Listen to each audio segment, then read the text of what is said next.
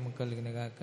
మరి ఈ సమయంలో మొదటి పేతురు రాసినటువంటి పత్రిక 2వ అధ్యాయము 11వ వచనము నుండి 17వ వచనం వరకు ఉన్నటువంటి ఈ వాక్యాన్ని మనం చదువుకుని ఉన్నాము.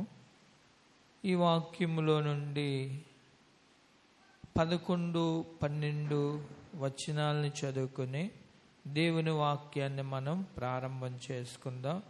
ప్రియులారా, మీరు పరదేశులను యాత్రికులనై ఉన్నారు గనుక ఆత్మకు విరోధముగా పోరాడు శరీరాశలను విసర్జించి అన్యజనులు మిమ్మును ఏ విషయములో దుర్మార్గులని దూషింతురో ఆ విషయములో వారు మీ సత్క్రియలను చూచి వాటిని బట్టి దర్శన దినమున దేవుని మహిమపరుచునట్లు వారి మధ్యను మంచి ప్రవర్తన గలవారై ఉండవలనని మిమ్మును బతిమాలుకొనుచున్నాను.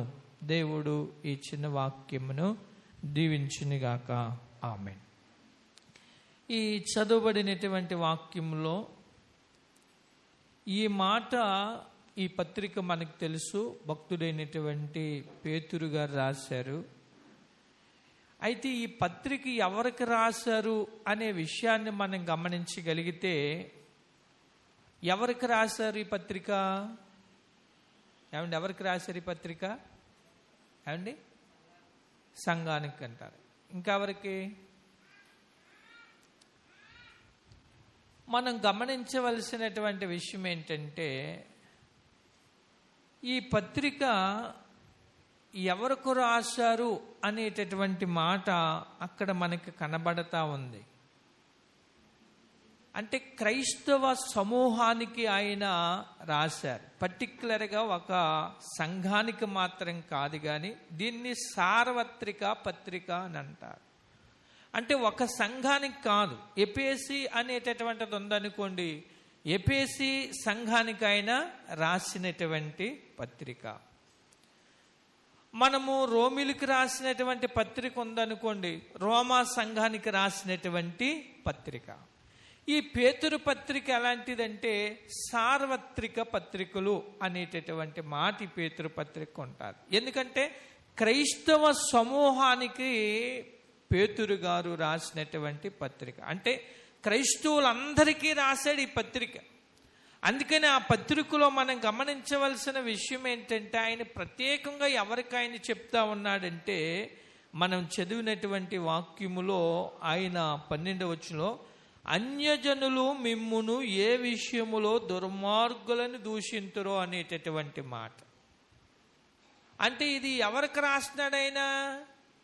అన్యజనులు కాదు ఈయన రాసేటటువంటిది, క్రైస్తవ సమూహానికి, క్రైస్తవులకు ఆయన రాస్తున్నటువంటి మాట. అందుకని అక్కడ మనం గమనించవలసిన విషయం ఏంటంటే, అన్యజనులు మిమ్మును ఏ విషయములో దుర్మార్గులను దూషింతురో అంటే ప్రభు అంటే ఎరిగినటువంటి వారిని గూర్చి, అన్యజనులు అని కావాలంటే దేవుడంటే ఎరిగినటువంటి వారిని అన్యజనులు అని మనం చెప్పొచ్చు. అందుకనే ఇది ఎవరికి చెప్తున్నాడు ఆయన? క్రైస్తవ సమూహానికి చెప్తున్నాడు. ఏమన్నట? అన్యజనులు మిమ్మును ఏ విషయములో దుర్మార్గులను దూషింతురో అంటే ఎవరిని దూషిస్తున్నారట అన్యజనులు? ఎవరిని దూషిస్తున్నారట అన్యజనులు? క్రైస్తవ సమూహాన్ని దుర్మార్గులు అని దూషిస్తా ఉన్నారట. అంటే పేతురు నాటి కాలంలో ఆయన మాట రాశారంటే మనం ఏమనుకోవాలి? ఆనాడు క్రైస్తవ్యాన్ని దూషించిన వారు ఉన్నారు అన్న విషయాన్ని మనం గమనించాలి. అందుకని ఆ మాట ఆయన రాయడం జరిగింది. పేతురు కాలములో క్రైస్తవులను అన్యజనులు దూషించారు అనే విషయాన్ని మనం గమనించగలిగితే, ఆనాడు పేతురు కాలములో కూడా క్రైస్తవ సమూహాన్ని దూషించేవారు ఉన్నారు. కాబట్టి ఆయన ఆ మాటను అక్కడ వినియోగించడం అనేటటువంటి విషయాన్ని మనం గమనించాలి. రాసి ఆయన క్రైస్తవ సమూహానికి రాసి ఆయన చెప్పేటటువంటి మాట ఏంటంటే 11వ వచనాన్ని మనం చదువుతాం. మీరు పరదేశులను అనగా ప్రియులార అంటున్నాడు. ప్రియులారంటే ఎవరు? క్రైస్తవ సమూహము ప్రియులారా అనేటటువంటి మాట నేను సంబోధిస్తూ, క్రైస్తవులు అనేటటువంటి వారు, క్రైస్తవ సమూహం అనేటటువంటి వారు ఎలాంటి వారట?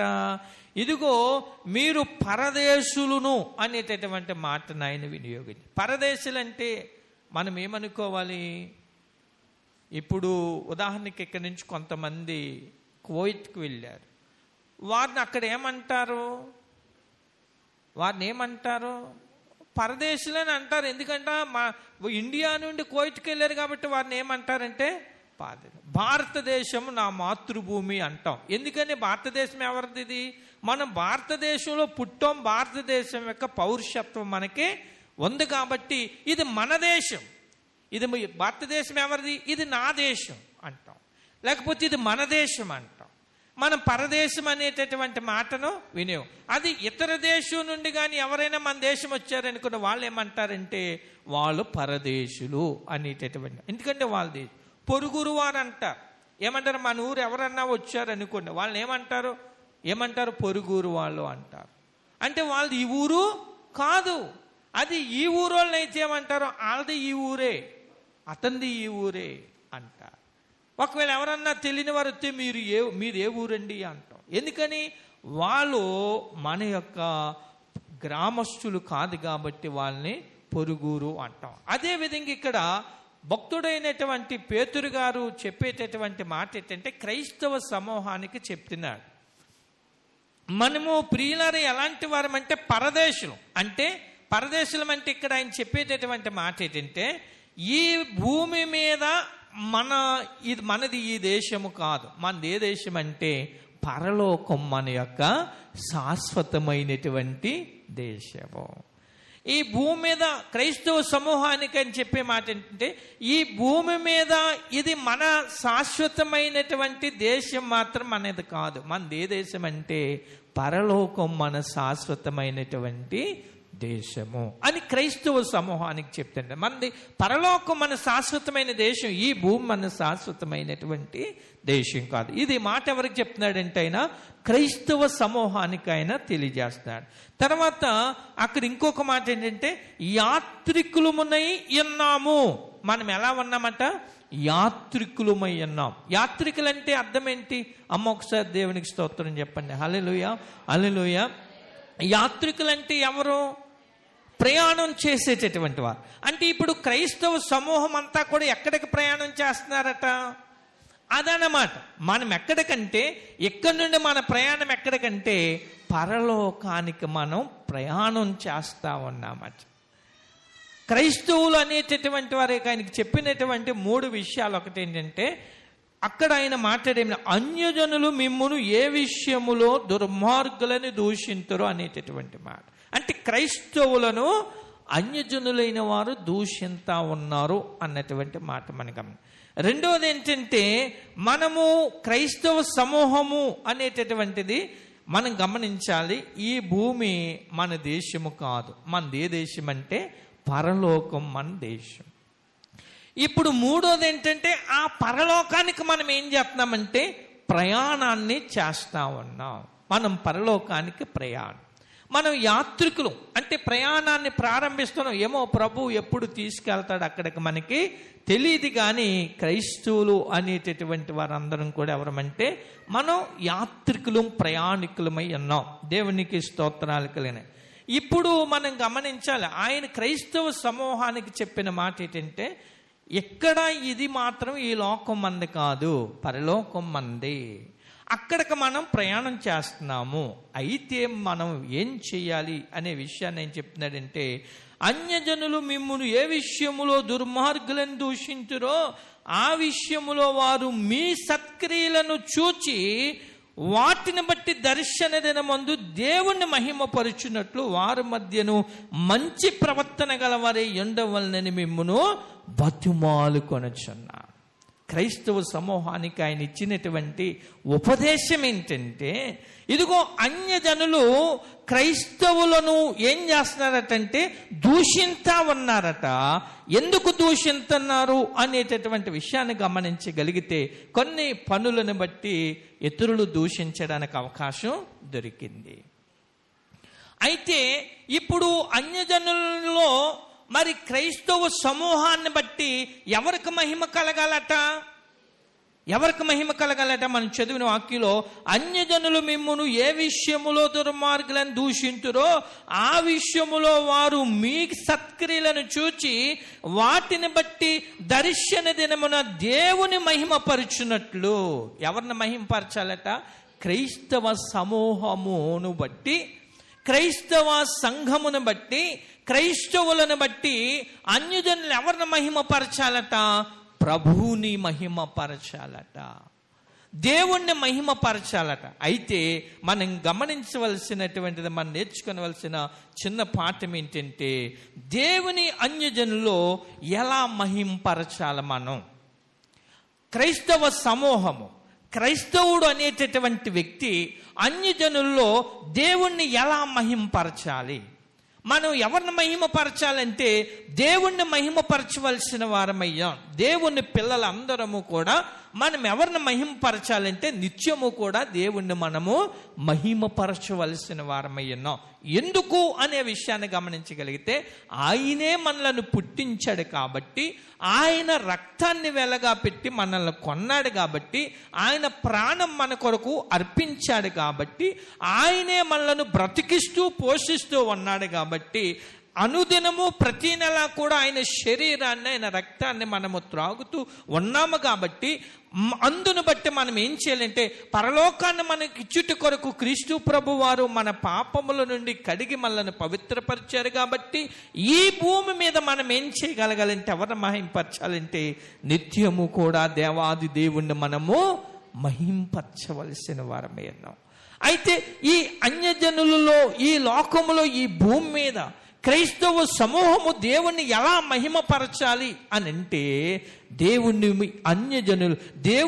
అన్యజనులు ఎలా మహింపరచాలి క్రైస్తవ సమూహం అంటే, ఆయన కొన్ని విషయాలు చెప్పాడు. కొంత మరి క్రైస్తవ జీవితానికి కొన్ని ఉపదేశాలు ఆయన ఇచ్చాడు. అక్కడ మరి దినాన్ని 3 విషయాలు మీ ముందు నేను తీసుకురావాలని నేను ఆశపడతా ఉన్నాను. దేవుని అన్యజనులు ఎలా మహింపరచాలి క్రైస్తవుడు. ఎందుకంటే లోకంలో క్రైస్తవులు ఒక్కలే ఉండరు కదా, ప్రభు వంటి ఎరిగిన వారు అనేక మంది ఉంటారు. అయితే వాళ్ళ మధ్య ప్రభువుని క్రైస్తవుడు ఎలా మహింపరచాలి అని ఆ విషయాల్ని పేతురు గారు చెప్తా ఉన్నాడు. ఒకటి ఏంటంటే 11వ వచనంలో నేను చదువుతాను. ప్రియులారా, మీరు పరదేశులను యాత్రికులనై ఉన్నారు గనుక ఆత్మకు విరోధముగా పోరాడు శరీరాశలను విసర్జించండి. మొట్టమొదటిది ఏంటంటే, అన్యజనుల్లో దేవుణ్ణి ఒక క్రైస్తవుడు మహింపరచాలంటే మొట్టమొదటి పేతురు చెప్పేటటువంటి ఉపదేశం ఏంటంటే, మీరు ఆత్మకు విరోధముగా పోరాడు శరీరాశలను విసర్జించండి. ఆత్మకు ఎలా పోరాడుతుందట ఈ శరీరాశ? విరోధముగా పోరాడుతూ ఉంటాడట. అందుకని దేన్ని విసర్జించాలట? శరీరాశలను విసర్జించండి.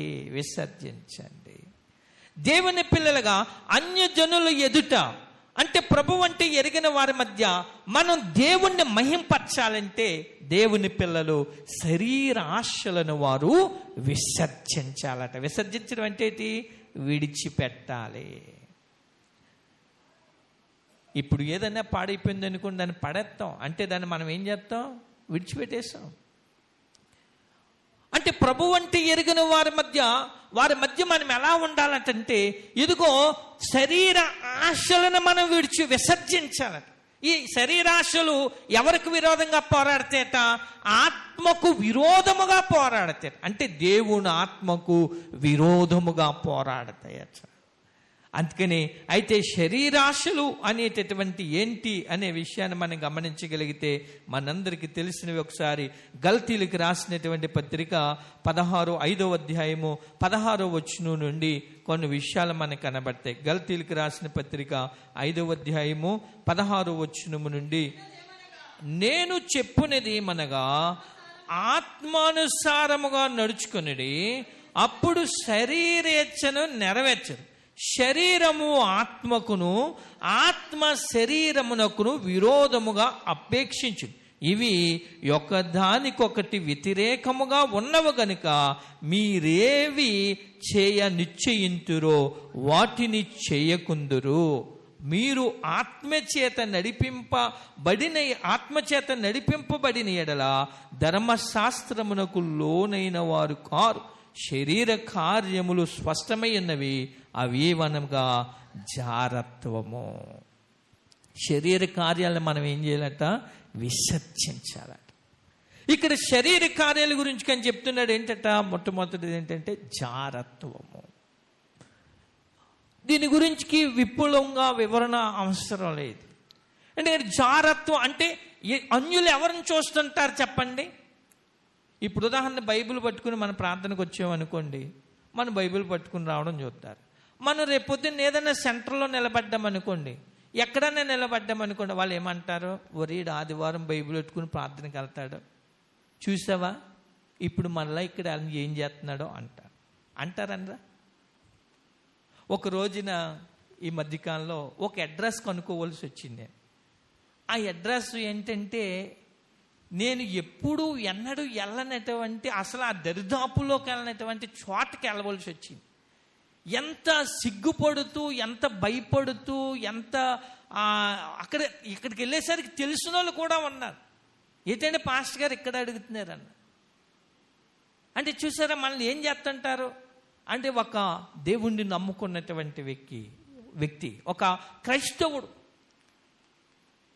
ఇప్పుడు ఆదివారం దేవుడి మందిరానికి పరిశుద్ధ గ్రంథం పట్టుకుని వచ్చి, లేకపోతే మనం ఎక్కడైనా దేవుడు పని చేసేటటువంటి స్థితిలో ఉన్నప్పుడు మనం మరలా వేరే చోట వాళ్ళు మనల్ని చూస్తారు, వేరే కార్యకలాపాల్లో చూస్తారు అనుకోండి, వాళ్ళు ఏమంటారు? ఇంకప్పుడు దేవుణ్ణి మనల్ని బట్టి దూషిస్తారా, లేకపోతే మనల్ని బట్టి గణపరుస్తారా? అందుకని మనం గమనించాలి, జారత్వాన్ని మనం ఏం చేయాలంటే విసర్జించాలి. క్రైస్తవుల్ని ఎప్పుడు కూడా మీరు ఎప్పుడన్నా గమనించండి, ప్రభు మార్గంలో నడని వాళ్ళు ఎన్ని చేసినా ఎవరో పట్టించుకోరు, కానీ దేవుని మార్గంలో నడిచే వాళ్ళని అందరూ చూస్తారు. అది మాత్రం వాస్తవం. మీకు ఆ విషయాలు. రెండోది ఏంటంటే, ఒకటి జారత్వం, రెండోది అపవిత్రత. అంటే మనల్ని మనం అపవిత్రపరచుకోవడం. ఇప్పుడు అపవిత్రత అంటే మనకి తెలుసు.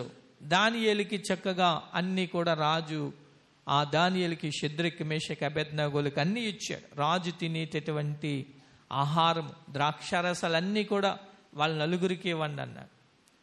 వాళ్ళు ఏమన్నారంటే, అవి మేము పుచ్చుకొని మమ్ముని మేము అపవిత్ర పరుచుకోలేము అన్నారన్నమాట. వాటిని మేము పుచ్చుకుని మమ్మల్ని మేము అపవిత్రపరచుకోలేము. అంటే మనం ఎక్కడైనా అన్యజనుల దగ్గర ఉన్నప్పుడు కానీ ఎక్కడున్నా సరే మనం ఎలా ఉండాలంటే, మనల్ని అపవిత్రపరిచే దానిని మనం ఏం చేయకూడదట? తాకకూడదట. అప్పుడే మనం తాకామనుకోండి, ఏమంటారు చెప్పండి? తాకితే ఏమంటారు? శరీర కార్యాలంటే అవి. ఇంకా కిందికి అపవిత్రత అనేటటువంటి విషయాన్ని మనల్ని అందరూ కూడా గమనిస్తూ ఉంటారు, లోకం గమనిస్తూ ఉంటుంది, లేకపోతే దేవుడు ఎప్పుడు మనల్ని పరిశీలిస్తూ ఉంటాడు, కానీ లోకం కూడా మనల్ని పరీక్షిస్తూ ఉంటుంది. కనుక మనల్ని అపవిత్రపరిచే వాటిని కూడా మనం ఏం చేయాలంటే అది విడిచిపెట్టాలట. తర్వాత ఏంటంటే అక్కడ కనపడుతుంది ఏంటంటే కామకత్వము అనేటటువంటి. ఇంకా ఈ విషయం కూడా వివరణ అవసరం లేదు. ఒకసారి దేవునికి స్తోత్రం చెప్దాం. హల్లెలూయా, హల్లెలూయా. కాముకత్వము అనేటటువంటి దాన్ని కూడా ఇది విడిచిపెట్టాలి. తర్వాత ఏంటంటే ఇంకా మనకి కిందనే కనబడితే ఏంటంటే విగ్రహారాధన. అంటే ఉదాహరణకి దేవుని కంటే దేనిని మనం ఎక్కువ ప్రేమిస్తామో అదే విగ్రహారాధన. దేవుని కంటే విగ్రహారాధన అంటే మనం అనుకుంటాం అక్కడికి వెళ్ళి ఇక్కడికి వెళ్ళి అవి చేశారని అనుకుంటాం. అవి ఒక వంతు అయితే దేవుని కంటే ఎక్కువ దేన్ని ప్రేమిస్తామో అదే విగ్రహారాధన. యేసు ప్రభువారు ఒక చోట శిష్యులకు చెప్తాడు, నాకంటే తండ్రినైనను తల్లినైనను ఎక్కువగా ప్రేమించేవాడు నాకు పాత్రుడు కాడు. నాకంటే కొడుకునైనా కూతురునైనా ఎక్కువగా ప్రేమించేవాడు నాకు పాత్రుడు కాడు. తర్వాత ఇంకొక చోట అంటాడు, నా నిమిత్తము ప్రాణం పోగొట్టుకున్నవాడు దాన్ని రక్షించుకుంటాడో, కానీ నా నిమిత్తము ఎవడైతే వెనకాడతాడో వాడు తన ప్రాణాన్ని పోగొట్టుకుంటాడు. అంటే నాకంటే ఎక్కువగా తన ప్రాణాన్ని ఎవడైతే ప్రేమించుకుంటాడో దాన్ని ఏమవుతాడట, వాడు ప్రాణాన్ని పోగొట్టుకుంటాడు. గనుక మనం గమనించాలి, విగ్రహాలు అంటే దేవుని కంటే ఎక్కువగా ప్రేమించేదాన్ని అది విగ్రహారాధనతో సమానం. దాన్ని మనం ఏం చేయాలంటే ఎక్కువగా మనం దేన్ని లోకంలో ప్రేమించకూడదు. దేవునికి స్తోత్రం చెప్పండి, హల్లెలూయా. మరి దేవుణ్ణి ఎక్కువగా ప్రేమిస్తున్నాం, మనం ప్రేమిస్తున్నాం అన్న వాళ్ళు ఒకసారి మీ చేతులు చూపి దేవునికి స్తోత్రం చెప్పండి. మరి ప్రార్థనకి ఎందుకు లేటుగా వస్తున్నారు? ఎందుకు లేటుగా వస్తున్నారు? దేవుడి మందిరానికి ఎందుకు లేటుగా వస్తున్నారు? మీరు నేను చెప్తున్నాను, మిమ్మల్ని మీరే ప్రశ్న వేసుకోండి. నాకంటే ఎక్కువగా దేన్ని ప్రేమిస్తావో అది. అంటే మరి మనం ప్రేమించడాన్ని బట్టి దేవుని కంటే ఎక్కువ ఇప్పుడు ఒక హైదరాబాద్ వెళ్ళాలి, 5:30కి ట్రైన్, గౌతమి ట్రైను లేకపోతే ఏదోటి ప్రయాణం, మన చుట్టాలు ఇంటికి వెళ్ళాలి. మన రైల్వే స్టేషన్కి ఎన్ని గంటలకు వెళ్ళి కూర్చుంటాం? 4 గంటలకు వెళ్ళి టికెట్ తీసుకుని ప్లాట్ఫామ్ నిలుక్కుని అక్కడ కూర్చుని ఇంకా వచ్చేస్తుందేమో, ఒక్కోసారి ముందు వచ్చేస్తుంది, ఒక్కోసారి వెనకాల వచ్చేస్తుంది అని టిఫిన్ పొట్లాలు, ఆ పొట్లాలు, మంచీల పొట్లాలు, అయ్యి వాటర్ ప్యాకెట్లు అన్నీ బొట్టలో పెట్టేసుకుని రెడీగా ఉంటాం. మరి దేవుడి మందిరానికి ఇంటి పక్కనే కదా, మనం ఎన్నో కిలోమీటర్ వెళ్ళాలా? 2 కిలోమీటర్లు వెళ్ళాలా? 3 కిలోమీటర్లు వెళ్ళాలా?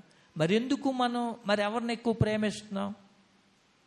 ఆలోచన చేయండి, మనల్ని మనం ఆలోచించాలి. కనుక విగ్రహారాధన ప్రభువు కంటే ఎక్కువ దేన్ని ప్రేమించినా అది విగ్రహారాధనతో సమానమే. తర్వాత వీటిని విడిచిపెట్టాలి. తర్వాత ఏమంటాడంటే ఆయన అభిచారం, ద్వేషములు, కలహములు, మత్సరములు, క్రోధములు, కక్షలు, భేదములు, విమతములు, అసూయలు, మత్తతులు, అల్లరితో కూడిన ఆటపాటలు మొదలైనవి, వీటిని గురించి నేను మునుపు చెప్పిన ప్రకారము ఇట్టి వాటిని చేయవారు దేవుని రాజ్యమును స్వతంత్రించుకొనరని మీతో స్పష్టముగా చెప్పుచున్నాను. ఈ లిస్ట్ అంతా శరీర కార్యాలు. ఇప్పుడు ఈ శరీర కార్యాలన్నిటిని కూడా మనం ఏం చేయాలంట? దేవుణ్ణి అన్యజనుల్లో మహింపరచాలి. మనమంటే శరీర కార్యాలను మనం విసర్జించాలి. ఎంతమంది ఉన్నా సరే, ఎంత గొప్పవారు ఉన్నా సరే మనం ఏం చేయాలి? ఏమండి, నేను దేవుణ్ణి మీరు ఏమనక్కర్లేదు, నేను దేవుణ్ణి నమ్ముకున్నానంటే మరలా మనల్ని బలవంత పెట్టరు ఎవరో దేనికాడ కూడా. ఒక్క మాట, ఏది చెప్పినా మనల్ని ఇబ్బంది పెడతారు. కానీ నేను దేవుణ్ణి నమ్ముకున్నాను అని అంటే అన్యులు ఏం చేస్తారో తెలుసు, ఇంకా మన జోలికి రారు. ఎందుకో తెలుసా? అయ్యి బాబోయ్, ఆ పాపం నా మీదకి వచ్చేస్తుంది బాబోయ్ అని వాళ్ళు ఇంకా మనల్ని ఇబ్బంది పెట్టరు. గనుక ఈ శరీర కార్యాలను మనం విసర్జించేవారుగా ఉండాలి, దేవుణ్ణి మహింపరచాలి. తర్వాత ఏంటంటే కొలసీలకు రాసినటువంటి పత్రికలో 3వ అధ్యాయంలో కూడా ఒక మాట ఉంటుంది. కొలసీలకు రాసినటువంటి పత్రిక 3వ అధ్యాయము 5 నుండి 8 వచనాల్లో, కావున మీ అవయవములను అనగా జారత్వమును, అపవిత్రతను, కామతురతను, దురాశను, విగ్రహ ఆరాధనను, ధనాపేక్షను చంపివేది. వాటి వలన దేవుని ఉగ్రత అవధేయుల మీదకి వచ్చును. పూర్వము వారి మధ్య జీవించినప్పుడు మీరును వీటిని అనుసరించి నడుచుకుంటారు. ఇప్పుడైతే మీరు కోపమును, ఆగ్రహము, దుష్టత్వము, దూషణ, మీ నోట బూతులు అను వీటినన్నిటినీ విసర్జించండి. అమ్మ దేవునికి స్తోత్రం చెప్పండి. హల్లెలూయా, హల్లెలూయా. మీరు ఒకసారి వీటిని గమనిస్తే సరిపోతుంది. ఎక్కువ దీని మీద వివరణ ఎక్స్ప్లెయిన్ అవసరం లేదు. కానీ ఇవన్నీ కూడా ఏంటంటే శరీర కార్యాలు. ఇవి మనలోగానే ఉన్నాయి అనుకోండి, ఖచ్చితంగా అన్యజనుల మధ్య మనం దేవుణ్ణి మహింపచ్చేవారం కాదు. వాటిని మనం విడిచిపెట్టాలట, విసర్జించాలట. వాటిని వాటిని మనం ఏం చేయాలంటే వాటిని వెంటనే మనలో నుండి తీసి పారవేసుకోవాలి. అందుకని నేను అంటాడు కదా, నేను చదువుతాను, కావున భూమి మీదనున్న మీ అవయవములను అనగా జారత్వమును, అపవిత్రతను, కామతురతను, దురాశను, విగ్రహారాధనయైనను ధనాపేక్షను చంపివేయడి. వాటి వలన దేవుని ఉగ్రత అవిధేయుల మీదకి వచ్చును. పూర్వము వారి మధ్య జీవించినప్పుడు మీరును వీటిని అనుసరించి నడుచుకుంటిరి. ఇప్పుడైతే మీరు కోపమును, ఆగ్రహము, దుష్టత్వము, దూషణ, మీ నోట బూతులు అను వీటినన్నిటినీ విసర్జించండి. ఇప్పుడు అన్యజనుల దగ్గర మనం ఇలాంటి మాటలు మాట్లాడాం అనుకోండి, ఇందులో ఏదో మనలో ఉన్నా మరి దేవుని మహింపచ్చుతారా? ఏమండి మహింపడతారా? మహింపచ్చు. అందుకని వీటిని మనం ఏం చేయాలంటే, దేవుణ్ణి అన్యజనుల్లో మనం ఎలా మహింపరచాలంటే, ఈ శరీర కార్యాలన్నిటినీ కూడా మనం విడిచిపెడితే అప్పుడు దేవుడి నామాన్ని మహింపరచబడి. అందుకనే యోసేపుని రాజు దగ్గరికి తీసుకెళ్ళారు. భక్తుడైనటువంటి యోసేపుని చెరసాల్లో నుండి రాజు దగ్గరికి తీసుకెళ్ళారు. ఎందుకని ఒక కళ వచ్చింది. ఆ కళ భావం ఆ రాజ్యంలో ఉన్న వారందరినీ కూడా రాజుగారు అడిగారు. ప్రకటన మొత్తం అందరినీ అడిగారు. అందరిని అడిగితే ఎవరు కూడా ఆయనకు వచ్చిన కళ గురించి చెప్పలేకపోయారు. అప్పుడు ఆయనతో పాటు ఇద్దరు చెరసాల్లో వేయబడిన వ్యక్తులు ఆయన ఒకసారి వాళ్ళ కళలు వస్తే ఆ కళల భావం ఈ యోసేపు చెప్పారు. యోసేపు చెప్తే అప్పుడు ఈ యొక్క వ్యక్తికి జ్ఞాపకం వచ్చింది. అయ్యో, ఆ చెరసాల్లో ఉన్నటువంటి యోసేపు నాకు కళ చెప్పాడు, ఆ ప్రకారంగా జరిగింది కనుక రాజా, చెరసాల్లో ఒక ఆయన ఉన్నాడు, యోసేపు అనేటటువంటి ఇశ్రాయేలీయుడు. అతన్ని హెబ్రీని ఒకసారి మీరు పిలువనంపితే మీ కళకు అతడు చెప్తాడంట. అతడు వచ్చిన తర్వాత రాజు దగ్గరికి తీసుకొచ్చిన తర్వాత రాజుగారి దగ్గరికి ఆ కళ వచ్చిన తర్వాత ఆ కళ భావాన్ని ఆయన చెప్తాడు. చెప్పిన తర్వాత రాజుగారు యోసేపు గురించి ఒక మాట అంటాడు. ఇతని వల్లే దేవుని ఆత్మ గలవాణిని మనము కనుగొనగలమా అనేటటువంటి మాట. ఇతని వల్లే ఇదిగో దేవుని ఆత్మ కలిగినటువంటి వారిని మనము కనుగొనగలమా అని. ఈ రాజు ఎవరు? అన్యుడు. అంటే దేవుడంటే ఎరిగినటువంటి వ్యక్తి ఇప్పుడు ఎవరిని మహింపరుస్తున్నారు? యోసేపుని బట్టి దేవుణ్ణి మహింపరుస్తా ఉన్నాడు.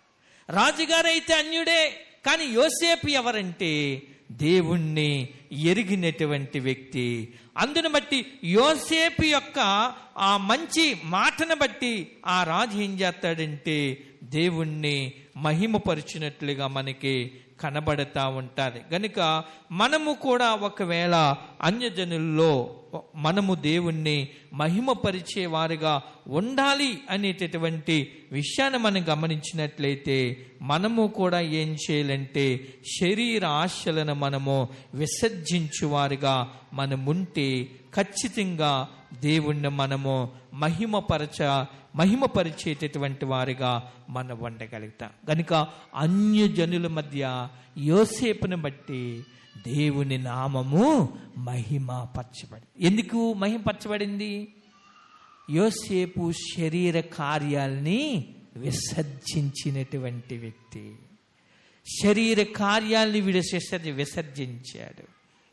ఎక్కడ కూడా దేనికాడ కూడా అతడు లొంగిపోలేదు. ఎన్ని నీతి కొరకు, నిజాతి కొరకు లేనిపోయిన నిందలు, లేనిపోయిన మాటలు, లేనిపోయిన పాపాలు తన మీద అంటకట్టినా సరే ఎక్కడా కూడా యోసేపు లొంగిపోలేదు. శిక్షనన్నా అనుభవించాడు కానీ, శ్రమనన్నా అనుభవించాడు కానీ, బాధనన్నా అనుభవించాడు కానీ, కష్టాన్నన్నా అనుభవించాడు కానీ, ఎక్కడా కూడా దేనికి రాజీతనం పడని పరిస్థితి. అందుకనే పరో అన్యుడైనప్పటికీ ఐగుప్తు దేశములో యోసేపుని బట్టి ఎవరి నామం మహింపరచబడిందంటే దేవుని నామం మహింపరచబడింది. దేవునికి స్తోత్రాలు కలిగి ఈ రోజున మనము కూడా దేవుణ్ణి అన్యజనుల్లో ఎలా మహింపరచగలమంటే, ఎక్కడైనా సరే ఇదిగో మనము శరీర కార్యాలను మనం విసర్జించే వారిగా ఉంటే దేవుణ్ణి మహింపరిచేవారిగా ఉంటాం. దేవునికి స్తోత్రాలు గనుక ఆ శరీర కార్యాలు మనలో నుండి మరి దేవుడు తొలగించాలంటే మనల్ని మనం కూడా ఏం చేయాలంటే దేవునికి మనము అప్పగించుకునేటటువంటి వారిగా ఉండాలి. దేవునికి స్తోత్రాలు గనుక ఒకటి ఏంటంటే, అన్యజనులు దేవుణ్ణి ఎలా మహింపరచగలమంటే ఇదిగో శరీర కార్యాలు మనం విసర్జించినప్పుడే దేవుణ్ణి మహింపరచగలం. రెండో మాట ఆయన అంటాడు కదా, అదే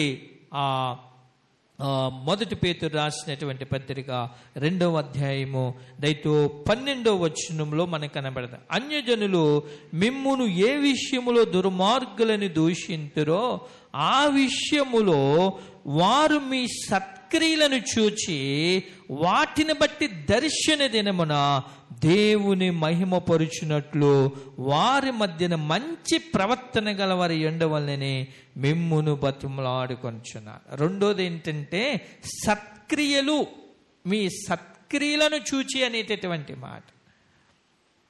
మీ సత్క్రియలు అంటే, సత్క్రియలు అంటే ఏంటి? మంచి క్రియలను బట్టి, మీ మంచి క్రియలు అంటే మీరు చేసే మంచి పనులను బట్టి వారు ఏం చేస్తారో తెలుసా? దేవుణ్ణి మహింపరుస్తారు. మనం చేసే పనులను బట్టి దేవుడికి మహిమ కలుగుతుంది. అందుకని పేతురు అంటాడు, మీరు ఎలా ఉండాలంటే, ఒకటి అన్యజనులు దేవుణ్ణి మహింపరచాలంటే శరీర కార్యములను విడిచిపెట్టండి. రెండోది ఏంటంటే, అన్యజనులలో మీరు సత్క్రియలను అనగా మంచి క్రియలు చేయవారుగా ఉండండి.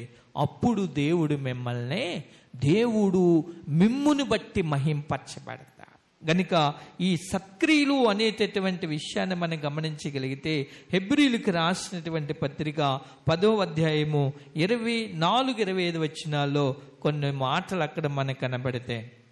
సత్క్రియలు అనేటటువంటి విషయాన్ని గురించి హెబ్రీయులకు రాసినటువంటి పత్రిక 10వ అధ్యాయము 24-25 వచనాలు. కొందరు మానుకొనుచున్నట్టుగా సమాజముగా కూడుట మానక ఒకరినొకడు హెచ్చరించుచు ఆ దినము సమీపించుట మీరు చూచును కొలది మరీ ఎక్కువగా అలాగు చేయొచ్చు ప్రేమ చూపుటకును సత్కార్యములు చేయుటకును ఒకరినొకడు పురుకొల్పుకొనవలనని ఆలోచింతము. ఇక్కడ మనం గమనించవలసిన విషయం ఏంటంటే, ఇదిగో ప్రేమ చూపుటకును సత్కార్యములు చేయుటకును ఒకరినొకడు పురుకొల్పవలనని ఆలోచింతం. ఒకరినొకరు ఏ విషయాలకి మనం పురుకొల్పుకోవాలట? సత్కార్యములు చేయడానికి ఒకరినొకరు ప్రోత్సహించుకోవాలి. పురుకొల్పుకోవడం అంటే ఏంటి? కొన్ని మాటలు అంటారు. దాన్ని ఏమంటారంటే, ఎవరి మీదన్నా కోపం ఉందనుకోండి, వాళ్ళని ఏమంటారు? ఇతర వ్యక్తిని ఏం చేస్తారు? వాళ్ళు రెచ్చగొట్టి వదిలేస్తారు. పురుకొల్పడం అంటే అది. పురుకొల్పడం అంటే అది. మంచి విషయం ఉందనుకోండి, పురుకొల్పడం అంటే మంచి విషయం ఏంటో తెలుసా?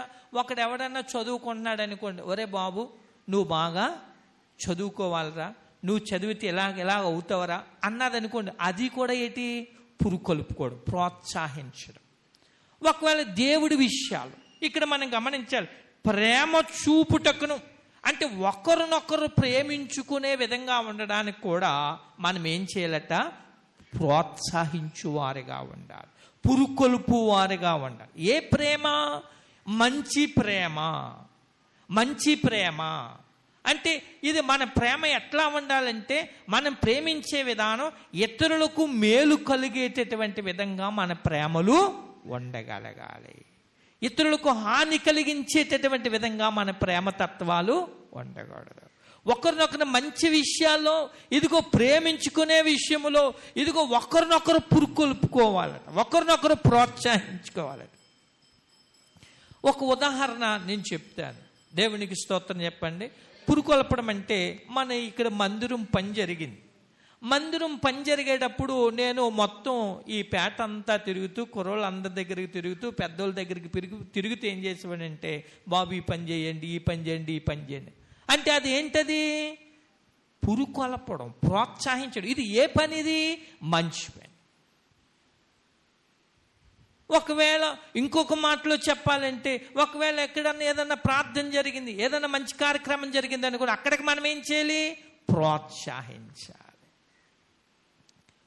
మీరు ఎప్పుడన్నా గమనించండి, ఏమన్నా లోక సంబంధించిన మీటింగ్స్ కానీ, లోక సంబంధించిన ఆటలు కానీ, లోక సంబంధించిన కార్యకలాపాలు కానీ ఉంటే వాటికి ఎవరో ప్రోత్సహించక్కర్లేదు.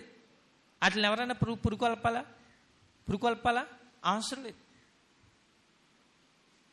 ఇప్పుడు ఒక ఉదాహరణ, సెల్ ఫోన్ ఎవరైనా నేర్పించాలా? ఎవరికన్నా నేర్పించాలా? అవసరం లేదు. వాక్యాన్ని నేర్పించినా ఏం చేయలేం? వాక్యాన్ని నేర్పించినా నేర్చుకోలేం. చదువు నేర్పించినా నేర్చుకోలేం. మంచి మాటలు, ప్రార్థన చేయండి అన్నాం అనుకోండి, ప్రార్థన చేయండి అన్నాం, ఎవరన్నా నేర్పించినా సరే ఏం రాదు? ప్రార్థన రాదు. ఒకవేళ లోక సంబంధించిన మాటలు ఎవరన్నా నేర్పించాలా? తల్లిదండ్రులు నేర్పించాలా? అవసరం లేదు. పెద్దోళ్ళు నేర్పించాలా? అవసరం లేదు. చూసారా? అంటే మంచి వాటిని నేర్పించినా సరే రావు. చెడ్డవి ఏంటంటే నేర్పించకపోయినా వచ్చేస్తాయి. మంచి వాటికి, మంచి కార్యక్రమాలకి మనం రమ్మన్నా, మనం ప్రోత్సహించినా సరైన విధానంలో అటెండ్ అవ్వరు. కానీ అవసరం లేని వాటికి ఎవరో పిలవకుండానే మనం పరుగులు పెట్టేసి వెళ్ళిపోతూ ఉంటాం. అంటే నేను ఈ విషయాన్ని నేను ఎందుకు చెప్తున్నానంటే, మనము మంచి విషయాల్లో మనం ఏం చేయాలటంటే పురుకొల్పుకునేవారుగా ఉండాలి. మంచి వాటికి ప్రోత్సహించేవారుగా ఉండాలి. చెడు వాటిని ప్రోత్సహించడం అనేటటువంటిది, చెడు కార్యకలాపాలను మనం ప్రోత్సహించడం అనేది అంత ప్రయోజనమేమీ కూడా మనం లేదు. అంటే దేవుని పిల్లలు చేయవలసిన పనులు అంటే లోకస్తులు చేసే విధంగా మనం చేయడం అనేది మంచిది కాదు. అంటే ఒకరినొకరు ప్రేమించుకునే విధానములో వారిని పురుకొల్పుకోవాలి. రెండోది ఏంటంటే ఆయన అంటాడు కదా, ఇదిగో సత్క్రియలు అనేటటువంటి మాటను కూడా ఆయన తెలియజేశాడు. రెండోది ఏంటంటే సత్కార్యములు చేయుటకును ఒకరినొకడు పురుకొల్పుకునేది. సత్కార్యాలు, మంచి కార్యాలు చేయడానికి మనం ఒకరినొకరు పురుకొల్పుకోవాలి. మంచి కార్యాలు చేయడానికి ఒకరినొకరు ఏం చేయాలట? ప్రోత్సహించుకోవాలట.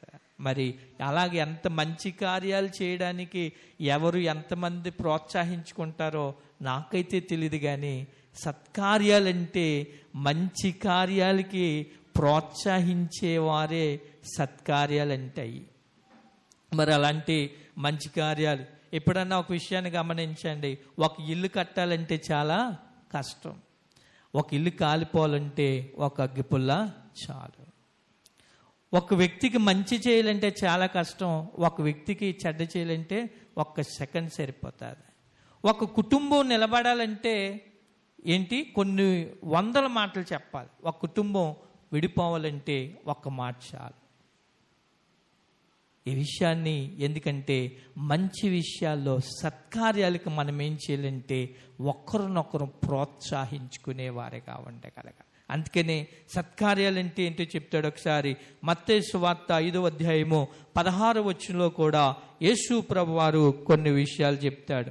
మత్తయి సువార్త 5వ అధ్యాయం 16వ వచనంలో ఆయన అంటాడు కదా, మనుష్యులు మీ సత్క్రియలను చూచి పరలోకమందున్న మీ తండ్రిని మహిమపరుచున్నట్లు వారి ఎదుట మీ వెలుగు ప్రకాశింపనేది. అంటే మన సత్క్రియలను చూచే ఏం చేస్తారట? మనుషులు తండ్రిని మహింపరుస్తారట. ఈ భూమి మీద ఉన్నటువంటి మన క్రియలను చూసే మన తండ్రిని మహింపరుస్తా ఉంటారట. మనం చేసే క్రియలు, మనం చేసే పనులను బట్టి ఎవరికి మహిమ కలుగుతాదట? దేవునికి మహిమ కలుగుతాదట. అయితే సత్క్రియలంటే ఏంటో కొన్ని మాటలు ఒకసారి అపోస్తుల కార్యాల గ్రంథము 9వ అధ్యాయము 36-40 వరకు అక్కడ ఒక స్త్రీ కనబడతారు. అపోస్తుల కార్యాల గ్రంథము 9వ అధ్యాయము. మరియు యొప్పేలో తబిత అను ఒక శిష్యురాలు ఉండెను. ఆమె భాషాంతరమున దోర్క అని పేరు. ఆమె సత్క్రియలను ధర్మకార్యములను బహుగా చేసి ఉండెను. చాలు, ఇక్కడ ఒక స్త్రీ ఉంది. ఆమె పేరు ఏంటంటే తబిత. తర్వాత భాషాంతరము అనగా దొరక అనేటటువంటి ఇంకొక పేరు కూడా ఉంది. ఆమె ఏం చేసిందట? సత్క్రియలను ధర్మకార్యములను బహుగా చేసింది. ఆమె ఏం చేసిందంట? బహుగా చేసిందట. సత్కార్యాలని, ధర్మకార్యాలు బహుగా చేసిందంట. ఆ దినములు యందు ఆమె కాయిలా పడి చనిపోగా వారు ఆ శవమును కడిగి మేడగదిలో పరుండ పెట్టిరి. లొద్ద యొప్పేకు దగ్గరగా ఉండుట చేత పేతురు అక్కడ నున్నాడని శిష్యులు విని అతడు తడవు చెయ్యక తమ యొద్దకు రావాలని వేడుకొనుటకు 2 మనుష్యులను అతని యొద్దకు పంపిరి. పేతురు లేచి వారితో కూడా వెళ్ళి అక్కడ చేరినప్పుడు వారు మేడగదిలోనికి అతనిని తీసుకుని వచ్చిరి. విధవరాండ్రందరూ వచ్చి ఏడ్చుచు దొరక తమతో కూడా ఉన్నప్పుడు కుట్టిన అంగీలను వస్త్రములను చూచు అతని ఎదుట నిలిచిరి. పేతురు అందరినీ వెలుపలకు పంపి మోకాళ్ళుని ప్రార్థన చేసి శవము వైపు తిరిగి తబిత లిమ్మనగా ఆమె కన్నులు తెరిచి పేతుని చూచి లేచి వచ్చింది. ఇక్కడ మనం గమనించాలి, ఆమె చేసినటువంటి సత్కార్యాలు ఏంటి అంటే ధర్మకార్యాలు బహుగా చేసిందంట. మంచి కార్యాలు ఒక స్త్రీ చేసింది. అక్కడ ఆ యొక్క 39వ వచనంలో ఏంటంటే పేతురు అక్కడికి వచ్చిన తర్వాత అక్కడ ఉన్నవారు కొంతమంది స్త్రీలు ఎవరట? వాళ్ళు విధవరాండ్రందరూ వచ్చి ఏడ్చుచు. ఎవరు వచ్చారట? విధవరాండ్రు అనగా భర్తలు లేనటువంటి వారు అందరూ వచ్చి పేతురు దగ్గర ఏడుస్తూ ఉన్నారట. ఆమె ఏం చేసిందంట? వాళ్ళకి అంగీలు కుట్టిందంట, వాళ్ళకి వస్త్రాలు కుట్టించిందంట. అంతేకాకుండా బహు ధర్మకార్యాలని రాయబడ్డాయి. బహు ధర్మకార్యాలని ఉంది అక్కడ. అంటే ఆమె ధర్మకార్యాలు ఎన్ని చేసిందో అంటే పలానా కార్యం అని లేదు, కానీ ఎక్కువగా ధర్మకార్యాలు చేసిందంట ఒక స్త్రీ. ఎవరికి చేసిందంట? విధవరాండ్రికి, భర్త లేని వారికి. భర్త లేని వాళ్ళని ఎవరైనా పట్టించుకుంటారా? సమాజంలో విలువ ఉంటుంది వాళ్ళకి. అలాంటి వాళ్ళని ఎవరైనా పట్టించుకుంటారా? సమాజంలో అలాంటి వాళ్ళకి విలువ ఉంటుందా? అలాంటి వాళ్ళని ఎవరన్నా లెక్క చేస్తారా? సరైనటువంటి ఆ సమాజంలో, ఈ సమాజంలో విలువలు గౌరవాలు ఉండాలంటే మనకంటూ ఒక స్థితి ఉంటేనే, పలుకుబడి ఉంటేనే మనల్ని ఎవరన్నా పట్టించుకుంటారు. కానీ పలుకుబడి లేకపోతే, పరపత లేకపోతే మనల్ని ఎవరు కూడా మన వైపు చూచేటటువంటి నాదులు ఉండరు. కానీ ఈమె ఎవరిని చూసిందంటే విధవరాండ్రను, భక్తులు లేనటువంటి వారిని చూసిందామె. వాళ్ళకి ధర్మకార్యాలు, వారికి కావలసినటువంటి తనకు కలిగినటువంటి రీతిలో ఎంతగా వారికి సహాయం చేసి ఉంటుందో. వాళ్ళు ఏడ్చారంటే ఎంత సహాయం చేసి ఉంటుంది అంటారు? వాళ్ళు ఏడుస్తున్నారు ఎవరి కొరకు? వాళ్ళ చుట్టాలు కాదు, బంధువులు కాదు, వాళ్ళందరూ కూడా ఆమె ద్వారా మేలు పొందుకున్నవారు. చుట్టాలు బంధువులు అని లేదు అక్కడ. ఆమె ద్వారా మేలు పొందుకున్నవారు, ఆమె ద్వారా ఉపకారం పొందుకున్నవారు అందరూ కూడా ఏం చేశారంటే ఏడ్చారు. నేను రాజకీయం గురించి కాదు, కానీ ఇందిరాగాంధీ, రాజీవ్ గాంధీ చనిపోతే చాలామంది ఏడ్చారు. నేను చాలా చిన్న కుర్రోడిని. అట్లాగే మరి రాజశేఖర రెడ్డి గారు కూడా చనిపోతే, 'చాలామంది ఏడ్చారు, చాలామంది ఏడ్చారు. నేను రాజకీయం గురించి కాదు, వ్యక్తుల గురించి నేను చెప్తున్నాను. అంటే వాళ్ళు చేసినటువంటి మంచి పని. చుట్టాల రాజశేఖర రెడ్డి గారు ఎవరికన్నాను? ఎంతోమంది చనిపోయారు ఆయన కొరకు. అంటే మంచి కార్యాలు మనం చేసినప్పుడు, సత్క్రియలు మనం చేసినప్పుడు బంధుత్వం అక్కర్లేదు, చుట్టాలు అక్కర్లేదు, ఏమండి, మనకు కావలసినటువంటి కులాలు అక్కర్లేదు, మనకు కావలసినటువంటి మతాలు అక్కర్లేదు. ఆయన గురించి ఒక కులము కాదు, ఒక మతం కాదు, అనేక మంది ఏడ్చారు. దానికి గల కారణం ఏంటో తెలుసా? ఆయన చేసినటువంటి మంచి పనులు. ఈ రోజుకి కూడా ఆ ఆరోగ్యశ్రీ అనేటటువంటిది అనుభవించినప్పుడు ప్రతి ఒక్కడు ఎవరు అనుభవించినా ఖచ్చితంగా రాజశేఖర రెడ్డి గారు మహానుభావుడు పెట్టాడండి, ఆయన పెట్టకపోతే ఎంతమంది ఏమైపోదురో అంటారు. చుట్టాలు అంటున్నారా ఆయన్ని? బంధువులు అంటున్నారా ఆయన్ని? స్నేహితులు అంటున్నారా? ఆయన కులస్తులు అంటున్నారా? మనం చేసిన మంచి పనులను బట్టి, మనం చేసిన ధర్మ కార్యాలను బట్టి అక్కడ స్థితిగతులు కానీ, అక్కడ పరిస్థితులు కానీ, అక్కడ బంధుత్వాలు కానీ, రిలేషన్షిప్ కానీ ఏమి చూడలేదు రాజశేఖర రెడ్డి గారు. మొత్తం రాష్ట్ర వ్యాప్తంగా ఆయన పెట్టిన పథకాలు ఎవరు కూడా ఏం చేయలేరు, ఇంకా పెంచాలేమో తప్ప ఆయన పెట్టిన లాంటి ఎప్పటికొచ్చి ఎప్పుడు కూడా ఏ నాయకులు కూడా ప్రవేశపెట్టలే. మానవులకు, ప్రజలకు అవసరమైన మంచి వాటిని ఆయన ప్రవేశపెట్టారు. అందుకనే ప్రజల గుండెలో ఆయన చనిపోయిన తర్వాత ఎక్కడికన్నా ఏదన్నా ప్రాంతం వెళ్తే కనపడేటటువంటిది ఏంటో తెలుసా? వాళ్ళ ఇంట్లో మనిషి ఎలా ఉంటాడో అలాగ రాజశేఖర రెడ్డి గారిది ఒక ఫోటో కట్టించుకుని ఇంట్లో పెట్టుకున్నారు. నేను ఈ మాట ఎందుకు చెప్తానంటే రాజకీయం గురించి నేను చెప్పడం లేదు, కానీ మంచి అనేటటువంటిది, సత్కార్యం అనేటటువంటిది, ఎంతమంది చనిపోయారు రాజశేఖర రెడ్డి గారి టైంలో. ఎంతమంది కుటుంబాలు వాళ్ళ ఇంట్లో మనిషి చనిపోతేనే అంత అలాగే ఏడరు, అలా ఏడ్చినటువంటి, ఎన్నో రోజులు ఏడ్చినటువంటి ఎంతోమంది ఉన్నారు. ఎందుకో తెలుసా? ఆయన చుట్టాలు కాదు, బంధువులు కాదు, అన్నతమ్ములు కాదు, అక్క చెల్లెలు కాదు, ఆయన ఒక కులం కాదు, ఒక మతం కాదు, రాష్ట్రంలో ఉన్నవారు, మన రాష్ట్రమే కాదు, ఇతర రాష్ట్రాల్లో, ఇతర ప్రాంతాల్లో ఉన్నవారు అనేకులు ఏడ్చారు రాజశేఖర రెడ్డి గారిని బట్టి. అలాగా ఈ రోదే అనేటటువంటి ఆమె గురించి ఎంతోమంది స్త్రీలు ఏం చేస్తున్నారంటే ఏడుస్తూ ఉన్నారు, విధవరాండ్రులు ఏడుస్తూ ఉన్నారు, ఎంతోమంది రోధిస్తూ ఉన్నారు. ఎందుకంటే ఆమె చేసిన మంచి పనులు, ఆమె చేసిన ధర్మ కార్యాలు, సత్కార్యాలు. మనం అలా చేసుంటే వాళ్ళందరూ కూడా ఏడుస్తూ ఉంటే పేతురు ఆ కన్నీరుని చూసి ఆమె చేసిన మంచి పనిని బట్టి ప్రార్థించగానే దేవుడు ఆలకించి ఆ దొరకాని దేవుడు మరలా బ్రతికించాడు. దేవునికి స్తోత్రాలు కలిగిన. మనం చేసిన మంచి పనులు ఏం చేస్తాయంటే మనల్ని బ్రతికిస్తాయి. మనం చేసిన సత్కార్యాలు ఏం చేస్తాయి తెలుసా? మనల్ని బ్రతికిస్తాయి. అంటే ఒకవేళ శరీరానుసారంగా ఇక్కడ లేకపోవచ్చు, మనం చేసిన క్రియలు మన కొరకు ఎప్పుడు కూడా అవి అలా కనపడతానే ఉంటాయి. మనం చేసిన పనులన్నీ ఎప్పుడు కూడా అలా జీవిస్తానే ఉంటాయి. అక్కడ కయ్యను ఏబేలు గురించి మనకు తెలుసు కదా. కయ్యను ఏం చేస్తాడంటే తన తమ్ముడైన ఏబేలుని చంపేస్తాడు. చంపేస్తే దేవుడు అంటాడు కదా, నీ తమ్ముడు ఎక్కడున్నాడు ఏంటయ్యని అడిగితే, నా తమ్ముడికి నేను కాపలాదారినా అంటాడు కయ్యను. అంటే అప్పుడు దేవుడు అంటాడు, నీ తమ్ముని యొక్క రక్తము నాకు మొర్ర పెడతా ఉంది, నీ తమ్ముడు రక్తం నాకు మొర్ర పెడుతుంది. కయ్యేను శాపం పొందుకున్నాడు, హేబేలు ఏం పొందుకున్నాడు తెలుసా? ఒక్కసారి మీరు ఆ హెబ్రీయులకు రాసిన పత్రిక 11వ అధ్యాయము దయతో ఒకసారి మీరు హేబేలు గురించి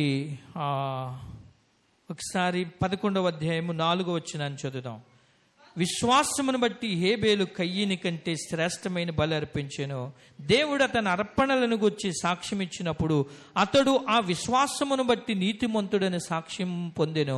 అతడు మృతి నుండి ఆ విశ్వాసము ద్వారా మాట్లాడుచున్నాడు. మృతి పొంది కూడా ఏం చేస్తున్నాడట? అతడు విశ్వాసమును బట్టి మాట్లాడుతూ ఉన్నాడట. చూసారా, అతడు దేవుడికి ఇచ్చినటువంటి అర్పణ ఎంతో శ్రేష్టమైనటువంటిది. అది ఎవరికి తెలుసు? అది ఎవరికి తెలుసది? దేవుడికి తనిచ్చిన అర్పణ ఎంతో శ్రేష్టమైనటువంటిది, ఎంతో అంగీకారమైనటువంటిది. అందుకనే దేవుడు ఒకవేళ కయ్యన పక్షముగా వ్యాజ్యమాడేవారు ఎవరో లేరు, కయ్యన పక్షంగా యుద్ధం చేసేవారు ఎవరో లేరు. తమ్ముడిని హేబేల్ని చంపేశాడు కయ్యను. ఏబేల పక్షంగా యుద్ధం చేసేవారు కానీ, ఏబేల పక్షంగా పోరాడేవారు కానీ ఎవరో లేరు. ఎవరు పోరాడుతున్నారు చెప్పండి? దేవుడు పోరాడుతా ఉన్నాడు. ఎందుకో తెలుసా? అతడు సత్కార్యమును చేసినటువంటి వ్యక్తి. అది ఎవరు చూశారో తెలుసా? దేవుడు చూశాడు. కయ్యను, నీ తమ్ముడు ఎక్కడున్నాడయ్యా అన్నాడు. కయ్యను అనుకున్నాడు, ఎవరు చూడలేదు కదా. ఇక పోయిందిలే, గొడవదులిపోయింది అనుకున్నాడు. ఎవరు చూశారో తెలుసా? జీవము కలిగిన సైన్యములకు అధిపత్యగు, భూమికి ఆకాశానికి సృష్టికర్తైన సర్వశక్తి కలిగిన దేవుడు చూసి కయ్యను అడుగుతాడు, కయ్యను నీ తమ్ముడు ఎక్కడున్నాడో అంటే, అయ్యో నేనా కాపలావన్నా అంటాడు, మూర్ఖత్వంగా మాట్లాడు. అప్పుడు దేవుడు అంటాడు, నీ తమ్ముడు రక్తం మొరపెడతా ఉంది, అతడు సత్కార్యము చేశాడు, నా విషయములో ఇదిగో మంచి అర్పణ అర్పించాడు. ఇదిగో నాకు ఎప్పుడైతే అతడు మంచి అర్పణ అర్పించాడో నీవేం చేసావంటే నీ తమ్ముడైన హేబేలును చంపేశావు. తన తమ్ముడు పక్షంగా దేవుడు పోరాడాడు. దేవునికి స్తోత్రాలు కలిగిన. మనం మంచి క్రియలు చేయగలిగితే మన పక్షంగా పోరాడేవారు దేవుడు. చనిపోయి కూడా అతడు మాట్లాడుతా ఉన్నాడట. రోదేనేటటువంటి ఒక స్త్రీ గురించి మాట్లాడుతుంది. ఆమె చేసినటువంటి మంచి కార్యాలు, ఆమె చేసినటువంటి ధర్మ కార్యాలను బట్టి ఆమె చనిపోయినా సరే ప్రజలందరూ కన్నీరు మున్నీరుగా ఏడ్చితే పేతురు వచ్చి ప్రార్థన చేస్తే ఆమెను దేవుడు బ్రతికించాడు. మనం చేసిన మంచి కార్యాలు ఏం చేస్తాయి తెలుసా? మనల్ని బ్రతికిస్తాయి. ఒకవేళ శరీరానుసారంగా భూమి మీద లేకపోయినా ఆ క్రియలు ఎలా ఉంటాయంటే ఎప్పటికీ కూడా జీవిస్తానే ఉంటాయి, ఎప్పటికీ కూడా జీవిస్తానే ఉంటాయి, ఎప్పటికీ బ్రతికే ఉంటాయి ఆ కార్యాలు. ఈ రోజున అంబేద్కర్ గారి గురించి ప్రపంచవ్యాప్తంగా అందరూ కూడా సంబరాలు చేస్తున్నారు. ఎందుకో తెలుసా? ఆయన లేడు, కానీ ఆయన చేసిన మంచి క్రియలు ఈ రోజున ఎప్పటికీ కాదు, ఈ చరిత్ర ఉన్నంత కాలం కూడా ఉంటుంది. మనిషి కాదు, మనిషి ఈరోజు ఉండొచ్చు, రేపు పోవచ్చు. మనం చేసిన మంచి అనేది కానీ, మనం చేసిన చెడ్డ అనేది కానీ అలా నిలుచుండిపోతాయి, అలాగే ఉంటాయి. మనం చేసింది మంచి అయితే మనం లేకపోయినా ఆ క్రియలే మనం బ్రతుకున్నట్టు మన కొరకు సాక్ష్యమిస్తాయి. గనుక రోదే అనేటటువంటి ఆ స్త్రీ చేసిన మంచి కార్యాలు ఆమె కొరకు మంచి సాక్ష్యం ఇచ్చాయి. ధర్మకార్యాలు చేసింది, విధవరాండ్రికి వస్త్రాలు ఇచ్చింది. అందుకని ప్రభు ఏం చేశాడంటే చనిపోతే దేవుడు ఆమెను బ్రతికించాడు. దేవునికి స్తోత్రాలు కలిగిన. ఈ రోజున మనం సత్కార్యాలు చేస్తే దేవుడు మహింపొందుతాడు, దేవుడు ఘనత పొందుకుంటాడు. తద్వారా దేవుడు కూడా మనల్ని బ్రతికిస్తాడు. ఎవరికి చేసింది? విధవరాలకి చేసింది. తారతమ్యం లేదు, భేదం లేదు. ఎవరైతే అనాథలుగా ఉన్నారో వారికి సహాయం చేసింది. అలాగే హేబేలు శ్రేష్టమైన అర్పణ దేవుడికి ఇచ్చాడు. మరణమయ్యాడు, కానీ దేవుళ్ళు అతడు ఎలా ఉన్నాడు తెలుసా? బ్రతికున్నాడు. కానీ చెడ్డ కార్యం చేసినటువంటి కయ్యను ఏమైపోయాడు? దేశ దిమ్మరైపోయాడు. దేవుడు శాపానికి గురైపోయాడు. ఇంకా అసలే అతను చంపుకోవడానికి కూడా అవకాశం లేకుండా చేశాడు దేవుడు. అతను ఎవడన్నా చంపినా సరే ఆడికి 7 అంతల శాపం అట. మరలా ఎంత శాపం చెడ్డ కార్యాలు చేసినటువంటి హేబేలుకి. గనుక ఈ భూమి మీద మనం దేవుని మహింపచ్చేవారిగా ఉండాలంటే రెండోది ఏంటంటే సత్కార్యాలు మనము చేయాలి. అప్పుడు అన్యజనుల్లో మనం ఎవరిని మహింపచ్చినట్టు అవుతుంది? ప్రభువుని ఒకటి శరీర కార్యములను విసర్జించాలి. రెండోది ఏంటంటే ఇదిగో మనము సత్కార్యములు చేసినట్లయితే దేవుడు ఏమవుతాడంటే మనం అన్యజనుల్లో దేవుణ్ణి మహింపర్చిన వారిగా ఉంటాం. దేవునికి స్తోత్రాలు కలిగిన గాక. హల్లెలూయా. మూడోది ఏంటంటే అదే పేతురు రాసినటువంటి పత్రిక 1వ అధ్యాయంతో 2వ అధ్యాయములోనే మనము 12వ వచనాన్ని చదివితే మనకి కనబడుతుంది. అన్యజనులు మిమ్మును ఏ విషయములో దూషింతురో ఆ విషయములో వారు మీ శత్రులను చూచి వాటిని బట్టి దర్శన దినమున దేవుని మహింపరచినట్లు వారి మధ్యన మంచి ప్రవర్తన గలవారై ఉండవలనని మిమ్మును బతిమలాడుకొనిచున్నారు. మూడోది ఏంటంటే మంచి ప్రవర్తన కలిగిన వారిగా ఉండాలండి. అంటే దేవుని పిల్లలు ఇదిగో సమాజంలో దేవుడు మహిమపరచబడాలంటే ఇదిగో మంచి ప్రవర్తన కలిగిన వారిగా ఉండగలగాలి.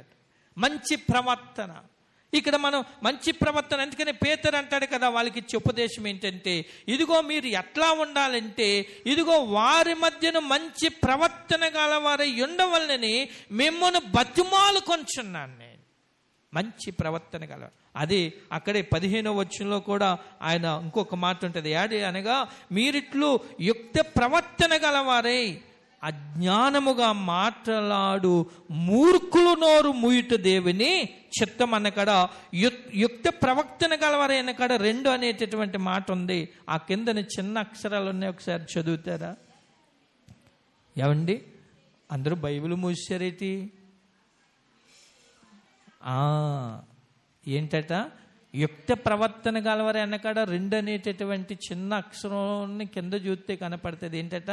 మేలు చేయువారే. యుక్త ప్రవర్తన, మంచి ప్రవర్తన అంటే ఏంటి? మేలు చేయువారే. అందుకనే మనం గమనించగలిగినట్లయితే ఒకసారి మనం మూడోది, దేవుణ్ణి అన్యజనుల్లో దేవుని మహింపరచాలంటే మంచి ప్రవర్తన కలిగి భూమి మీద మనం నడుచుకోవాలి దేవుని పిల్లలకు. అందుకనే కీర్తనల గ్రంథంలో 34వ కీర్తన 14వ వచనంలో మనం చదివితే అక్కడ ఒక మాట కనపడుతుంది. ఏంటంటే కీడు చేయటం అని మేలు చేయము, సమాధానము వెదకి దాన్ని వెంటాడు. చూసారా? అంటే మంచి ప్రవర్తన కలిగిన వారు ఎలా ఉంటారట? కీడు చేయుట మాని మేలు చేయ. మంచి ప్రవర్తన కలిగిన వారు ఎలా ఉంటారంటే ఎవరికి కూడా పొరపాటును కూడా కీడు చేయరు. వీళ్ళెవరంటే దేవుని పిల్లలు. పొరపాటును కూడా కలలో కూడా కీడు చేయరు. మంచి ప్రవర్తన కలిగిన వారు వాళ్ళు. ఎందుకంటే దేవుడికి భయపడతా ఉంటారు. అమ్మాబు దేవుడు నా మీదకి ఏ శిక్షణ పంపిస్తాడని భయపడతా ఉంటారు. అంటే మంచి ప్రవర్తన గలవారు ఎలా ఉంటారటంటే అక్కడ కీడు చేయటం అని మేలు చేయము, సమాధానము వెతికి దాన్ని వెంటాడము. మంచి ప్రవర్తన గల, అసలు ఆలోచనలో కూడా ఎవరికి కీడు చేయకూడదు. దేవుని పిల్లలు ఆలోచనలో కూడా అసలు కీడు చేయకూడదు. ఎవరికి కీడు చేయకూడదు. అప్పుడే క్రైస్తవుడికి అన్యుడికి తేడా ఎక్కడ ఉంటుంది? అప్పుడే తెలితే. యోసేపుని అన్నయ్యలందరూ తీసుకెళ్ళి గుంటలో పడేశారా? కానీ యోసేపు దగ్గరికి ఒక రోజు వచ్చారు. వీళ్ళందరూ కూడా రాజుగా ఉన్నాడు. యోసేపు గుర్తించాడు. వీళ్ళందరూ కూడా 10 మంది కూడా ఆ రోజు నన్ను గుంటలో పడేశారు, వీళ్ళ మా అన్నలేని తెలిసింది. ఆ సంగతి కూడా ఎవరికి తెలిసింది? వీళ్ళకే తెలిసింది. మమ్మల్ని ఏం చేసేస్తాడో బాబోయ్ అని వీళ్ళు అల్లిపోతూ ఉంటారు. అప్పుడు యోసేపు ఏం చేశాడు? నిజంగా ఆ రోజుని ఐగుప్తు దేశానికి రాజు తర్వాత రాజుగా అతడు ఉన్నాడు. అతని దగ్గరికి ఆహారం వెళ్ళాడు. ఆ అన్నలందరినీ ఏం చేశాడు యోసేపు? ఏం చేశాడమ్మా? స్తోత్రం చెప్పండి ఒకసారి. యోసేపు 10 మంది అన్నల్ని గుంటలో పడేశారు, చంపాలనుకున్నారు, అమ్మేశారు. అక్కడ దేవుడి చిత్తం ఉండి రూబేన్ ద్వారా ఒక సలహా ఇప్పించి అమ్మేశాడు. ఈ 10 మందికి వీళ్ళ కరువు వచ్చింది, ధాన్యానికి వెళ్ళారు. ధాన్యానికి వెళ్ళిన తర్వాత మా అన్నీలని తెలిసింది. అప్పటికి యోసేపు ఎలా ఉన్నాడంటే రాజు తర్వాత రాజుగా ఐగుప్తు దేశంలో ఉన్నాడు.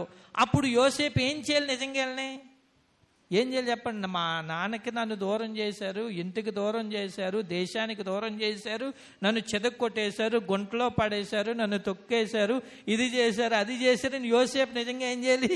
పగ తీర్చుకోలా? నిజంగా ఈ 10 మంది అయితే అలాగే చేద్దరు. వీళ్ళ అన్నీలు అయితే యోసేపు కాకుండా ఆ స్థానంలో 10 మందిలో ఎవరున్నా అలాగే చేద్దరు. కానీ యోసేపు ఏం చేశాడో తెలుసా? వీళ్ళు వెళ్ళిపోతూ ఉంటే వాళ్ళందరి మెడ మీద పడి వాళ్ళందరినీ కౌగులించుకుని ఏడ్చాడు. ఎంతో ఎక్కువ ప్రేమించాడు.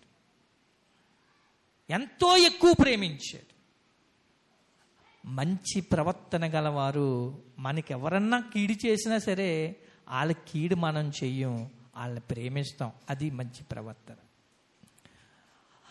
అదే మంచి ప్రవర్తన లేదనుకోండి, కీడుకు ప్రతి కీడు మనం చేస్తాం. అది ఇక్కడ మా యోసేపు ఏం చేశాడంటే, అంత కీడు చేసినా సరే వాళ్ళకి కీడు చేయలేదు, వాళ్ళని విస్తారంగా ప్రేమించాడు, ఎంతగానో ప్రేమించాడు. మంచి ప్రవర్తన గలవారు ఏం చేస్తారంటే కీడు చేయటం మాని మేలు చేస్తారు. వీళ్ళెవరంటే దేవుని పిల్లలు. దేవునికి స్తోత్రాలు. అప్పుడే మన యొక్క మంచిని బట్టి ఎవరికి మహిమ కలుగుతుంది చెప్పండి? దేవునికి మహిమ కలుగుతుంది.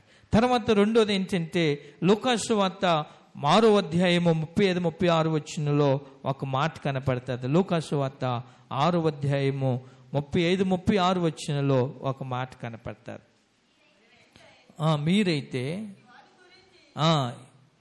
మీరైతే ఇట్టి వారిని గుచ్చి అయినను నిరాశ చేసుకొనక మీ శత్రువులను ప్రేమించుడి, మేలు చేయడి, అప్పియుడి, అప్పుడు మీ ఫలము గొప్పదయ్యుండును, మీరు సర్వోన్నతుని కుమారులయ్యుందురు.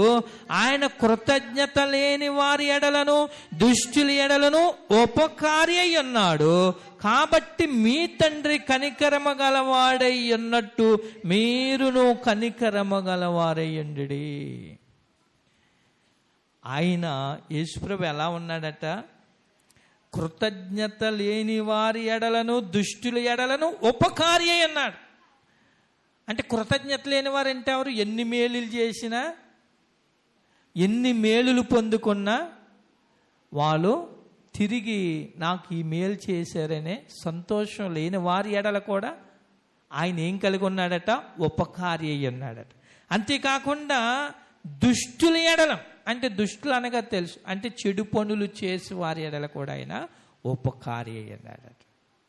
అందుకని ఆయన అంటాడు కదా, మీ శత్రువులను ప్రేమించండి, మేలు చేయుడి, అప్పియుడి, అప్పుడు మీ ఫలము గొప్పదయ్యుండును. ఇది మంచి ప్రవర్తన గలవారు చేసే పనులు. ఏంటంటే మంచి ప్రవర్తన గలవారు ఏం చేయాలి? శత్రువులు ప్రేమించాలట, ఇతరులకు మేలు చేయాలట, ఇతరులకు అప్పు మన దగ్గర ఏమైనా కలిగి ఉంటే సహాయం చేయాలట. అప్పుడు